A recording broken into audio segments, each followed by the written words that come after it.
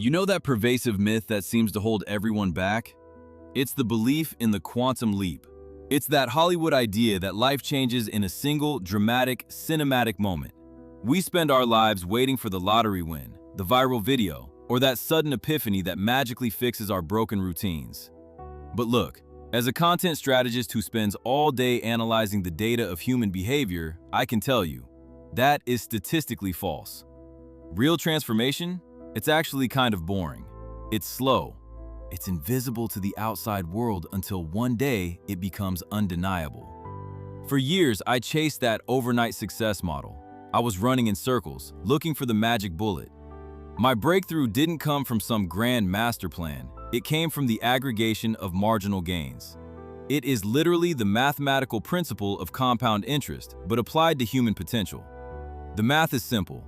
If you improve by just 1% every day, you don't get better linearly, you evolve exponentially. So I'm going to walk you through 30 micro protocols. These are small, actionable adjustments that I actually integrated into my life. These aren't just motivational slogans to put on a coffee mug. These are practical algorithms for discipline, cognitive clarity, and emotional resilience. We're going to strip away the fluff and look at the actual mechanics of a high-performance life. Let's start with the morning, because if you lose the morning, you spend the rest of the day chasing it. First, we need to dismantle the 5 a.m. club dogma. You don't need to wake up before the sun to be successful, but you do need to wake up before your obligation. I call this the proactive buffer. Just set the alarm 30 minutes earlier than you actually need to. Most people wake up and immediately switch into reactive mode. Phone in face, checking emails, rushing to work. This floods your brain with cortisol and puts you on the defensive before you've even brushed your teeth. That 30-minute window allows you to act rather than react. Think of it as the difference between driving the car and being a passenger in a vehicle that's careening off a cliff.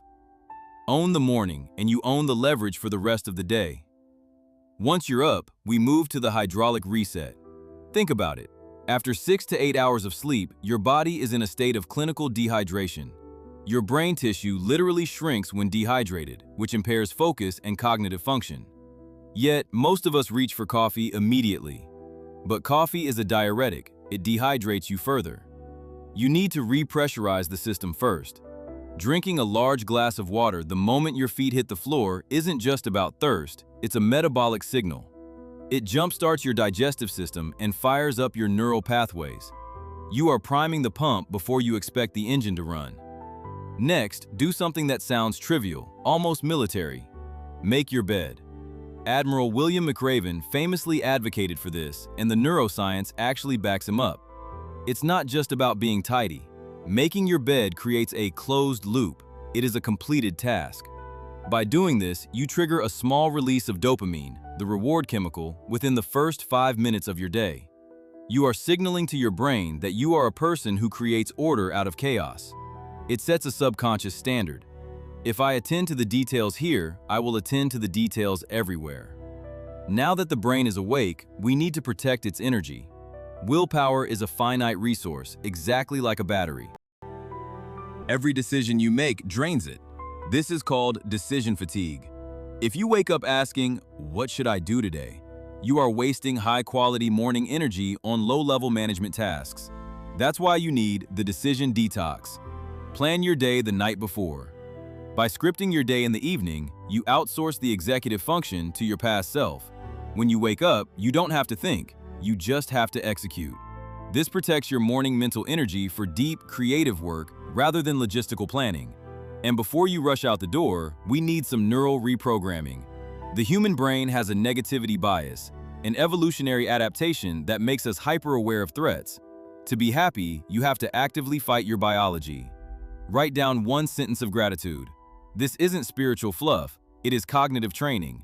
You are forcing your reticular activating system to scan your environment for positives rather than negatives. Over time, this literally rewires your neural pathways to default to opportunity rather than scarcity. Let's shift gears to how we feed and train the mind. First, the knowledge compound. Let's look at the math here. The average nonfiction book is about 250 pages. Reading just 10 pages takes roughly 15 minutes.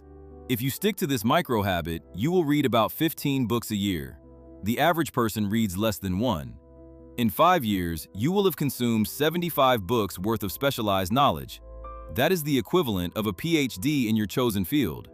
You are downloading decades of someone else's trial and error into your brain in minutes. It is the highest ROI activity you can possibly engage in. Then there's meditation. But let's forget the incense and the chanting for a second. Think of this as default mode deactivation. Meditation is simply bicep curls for your prefrontal cortex. Neuroscience shows that our brains default to a wandering state, often associated with anxiety and rumination. Meditation inhibits this network.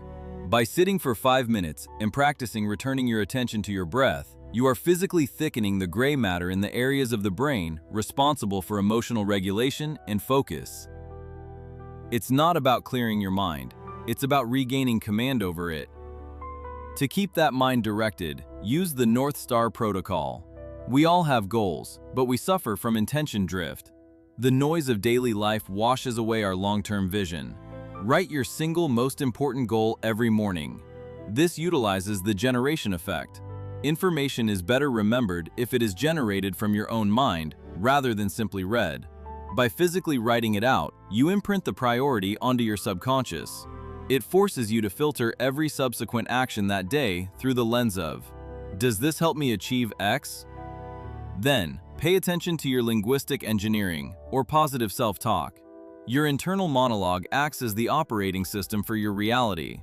If your internal dialogue is self-deprecating, your performance will align with that identity. Affirmations are often misunderstood as magic spells. They are not. They are pattern interrupts.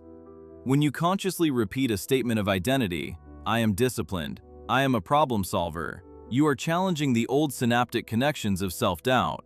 You are essentially editing the source code of your self-image. And, at the end of the day, balance the ledger. Just as we start with gratitude, we must end with validation. The Zeigarnik Effect suggests our brains obsess over unfinished tasks and failures. If you go to bed thinking about what you didn't do, you spike cortisol levels, which ruins sleep quality. Reflect on a win before sleep. By identifying one win, no matter how small, you close the day's mental ledger in the black. You shift your physiology into a rest and digest state. Now let's talk about getting things done without burning out. If you struggle with procrastination, use the Anti-Procrastination Algorithm, also known as the 2-minute rule. This is a productivity axiom derived from David Allen's Getting Things Done. Procrastination is usually an emotional reaction to a task that feels undefined or overwhelming. However, most clutter, mental and physical, consists of tiny tasks. If a task takes less than 120 seconds, hanging up a coat, replying to a confirmation email, washing a dish, do it immediately. This prevents the accumulation of cognitive debt, where hundreds of tiny unfinished loops drain your mental RAM. When you sit down to work, avoid the long to-do list. Long lists are the graveyards of productivity. They induce paralysis. Instead, use micro-targeting. Set 3 daily objectives, just 3. Identify 3 non-negotiable tasks that, if completed, would make the day a success. This leverages the concept of constrained focus. When you limit your scope, you increase your intensity. Achieving these 3 things creates a momentum loop, often leading you to do more, but without the initial pressure. To manage your energy during those tasks, use time boxing. Work expands to fill the time available for its completion. This is Parkinson's Law. If you give yourself all day to write a report, it will take all day. By using a timer, like the Pomodoro technique, 25 minutes work, 5 minutes rest, you create artificial urgency. This urgency forces the brain into a flow state much faster. It transforms work from a marathon into a series of high-intensity sprints, which aligns better with our natural ultradian rhythms. We also need to talk about focus leaks. We live in an attention economy, and your focus is the product. Apps are engineered to trigger variable reward schedules, similar to slot machines. Try the Dopamine Detox Lite. You don't need to go off the grid, but you need to introduce friction. Cut one digital distraction. Pick one leak in your attention span, maybe it's Instagram stories or the news feed, and eliminate it for the week. By removing this cheap source of dopamine, you reset your baseline, making difficult work feel less boring and more rewarding. And don't forget your physical space. Environmental feng shui matters. Your external environment is a reflection of your internal state. Visual clutter competes for your neural resources. Your eyes have to process every object on your desk, even if you aren't using them. By tidying just one area or removing one unnecessary item daily, you reduce the cognitive load. You are curating a space that facilitates focus rather than fracturing it. Order in the room leads to order in the mind. You can't have a high-performing mind in a low-performing body. First, realize that evolution did not design humans to sit at 90-degree angles for 10 hours a day. Prolonged sitting restricts blood flow and oxygen to the brain, leading to brain fog. Use the Kinetic Reset.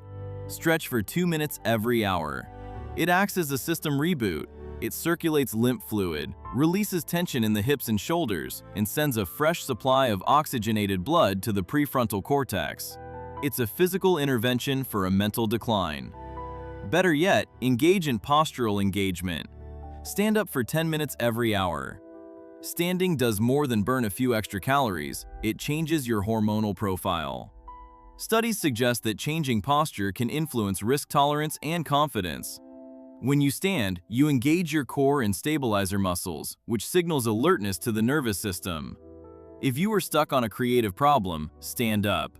The change in physical perspective often dislodges the mental block. And get outside.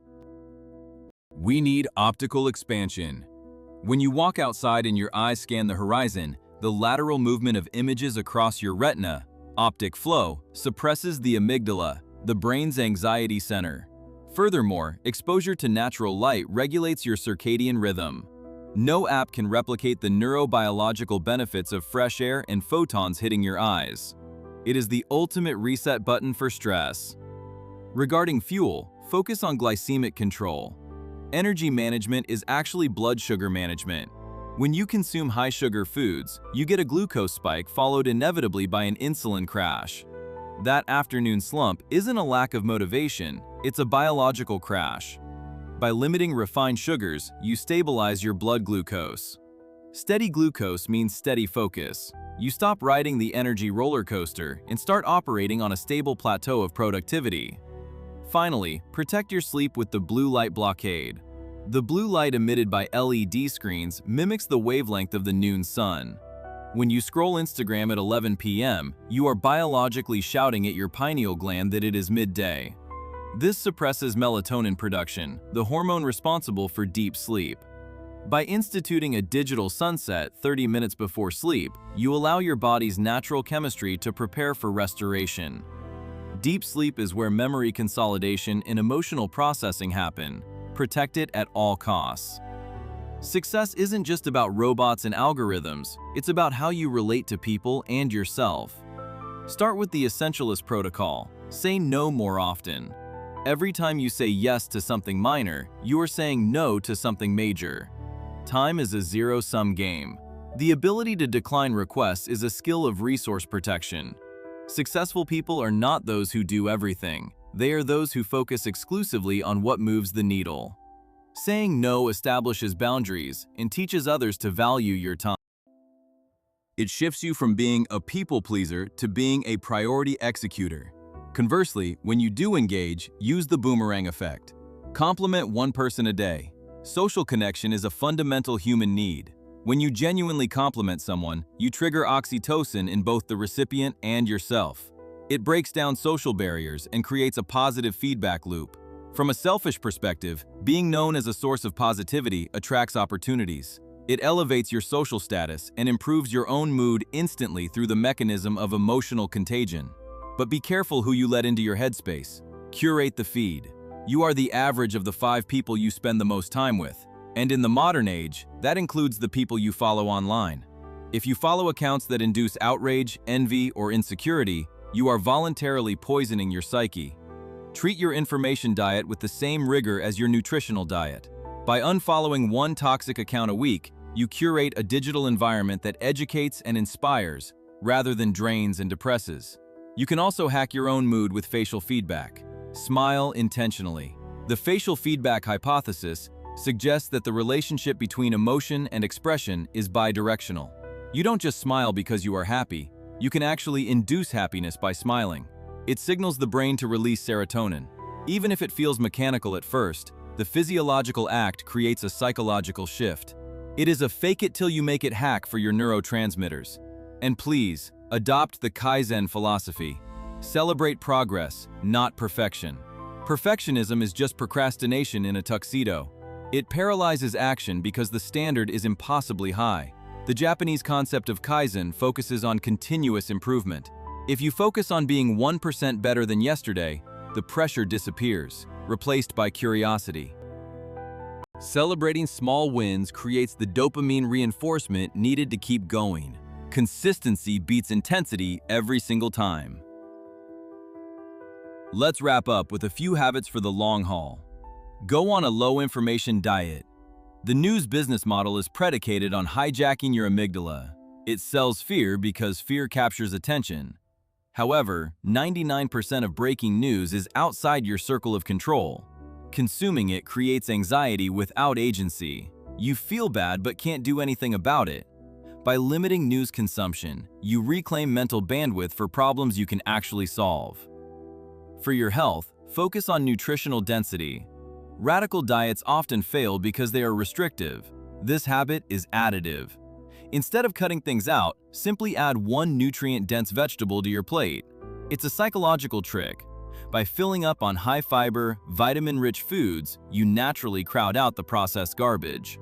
It reinforces the identity of someone who cares about their hardware. You wouldn't put cheap fuel in a Ferrari. Stop putting processed fillers in your body. Keep your brain plastic with cognitive expansion. Learn one new word every day. Language is the software of thought. You cannot conceptualize something if you lack the vocabulary for it. Ludwig Wittgenstein said, "The limits of my language mean the limits of my world." By learning one new word a day, you are increasing the resolution at which you perceive reality.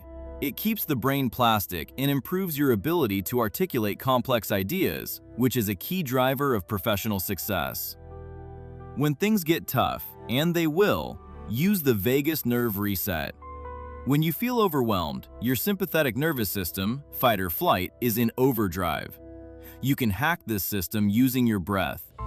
Taking 5 deep, diaphragmatic breaths, specifically with a long exhalation, stimulates the vagus nerve. This activates the parasympathetic nervous system, chemically telling your body that you are safe. It is a biological kill switch for anxiety that is available to you 24/7. Finally, the after-action review. The military uses these to learn from combat. You should use them for your life. Once a week, look at the data. What did I achieve? Where did I fail? What obstacles appeared? Without reflection, you are doomed to repeat the same mistakes. Reflection transforms raw experience into crystallized wisdom. It allows you to pivot and adjust your course before you drift too far off track. Now I know what you're thinking. You look at this list and it's easy to feel cynical. Drink water? Make my bed? How's that going to make me a millionaire? But if you think that, you are missing the point. These habits are not the result, they are the architecture. The secret isn't in the magnitude of the act, but in the consistency of the execution. It's about momentum. Newton's first law applies to human behavior. An object at rest stays at rest, but an object in motion stays in motion. When you wake up and immediately drink water, then make your bed, then plan your day, you are building kinetic energy. You are constructing a chain of small victories that makes the big victories inevitable.